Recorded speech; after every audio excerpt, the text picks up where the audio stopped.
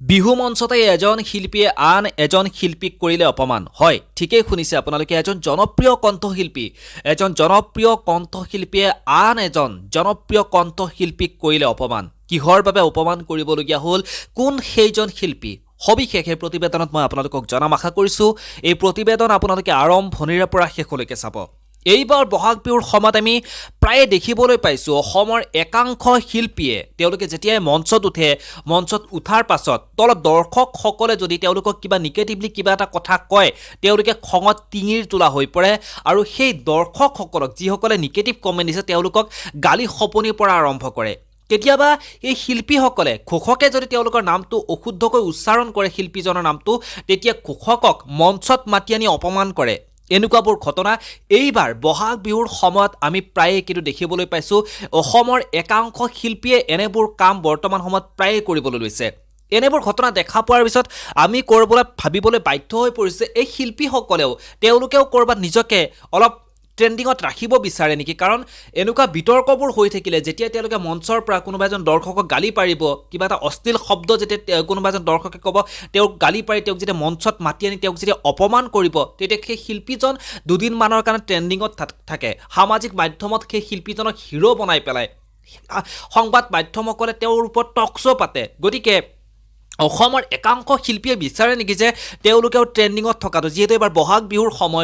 সময়ত তেওঁলোকেও ভাবে নেকি যে তেওঁলোকে ট্ৰেন্ডিঙত থকাৰ লগে লগে যিসকল মানুহে তেওঁলোকক চিনি নাপায় সেইসকল ব্যক্তিয়েও সেই শিল্পীসকলক চিনি পাব সেইবাবেই তেওঁলোকে এনেধৰণৰ বিতৰ্কবোৰ শিল্পীসকলে কৰি থাকে নেকি এজন শিল্পী হ'লে ভাল বেয়া প্ৰত্যেকটো বস্তুৱে হজম কৰিব পৰাকৈ শক্তি এজন শিল্পীৰ তাত লাগিব এজন কণ্ঠশিল্পী হ'লে সেই কণ্ঠশিল্পীজনৰ ভাল কমেণ্টো আহিব সেই কণ্ঠশিল্পীজনৰ ওপৰত বেয়া কমেণ্টো মানুহে দিব গতিকে বেয়া কমেণ্ট দিয়া সকলৰ ওপৰত তেওঁলোকে কি মঞ্চৰ পৰাই সেই সকিয়নি দিব নেকি মঞ্চৰ পৰা বেয়া কমেণ্ট দিয়া সেইসকলক গালি পাৰিব নেকি কাৰণ সেই মঞ্চত তেওঁলোকৰ অনুষ্ঠান চাবৰ কাৰণে বহুতো গণ্য মান্য বহু ব্যক্তিয়ে তাতে সমাগম হয় এতিয়া মই আহিছোঁ মূল বিষয়টোলৈ যিহেতু আপোনালোকে গমেই পায় দুদিন আগত কৃষ্ণমণি নাথ অসমৰ এজন জনপ্ৰিয় কণ্ঠশিল্পী কৃষ্ণমণি নাথৰ বিহুৰ অনুষ্ঠান আছিল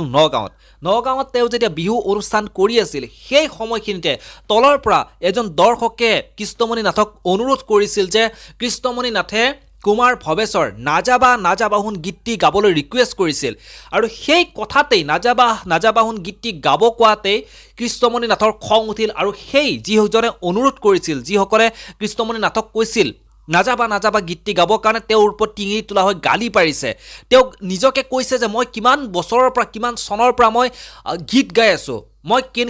কৃষ্ণমণি চুতীয়াই কেনেকুৱা ধৰণৰ এজন শিল্পী কেনেকুৱা ধৰণৰ গীতবোৰ গাই তোমালোকে নাজানা নেকি তোমালোকৰ মা দেউতাক সুধিবা তোমালোকৰ জন্মই হোৱা নাই মই যেতিয়াৰ পৰা গীত আৰম্ভ কৰিছোঁ এনেধৰণৰ মন্তব্য আগবঢ়াইছে কৃষ্ণমণি নাথে আৰু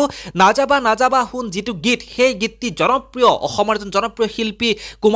কুমাৰ ভৱেশে গাইছে সেই গীতটি বহুতো জনপ্ৰিয়তা অৰ্জন কৰিছে অসমৰ প্ৰত্যেকজন ব্যক্তিয়ে সেই গীতটিক এটা সময় 90s সেই সময়খিনিত আঁকোৱালি লৈছিল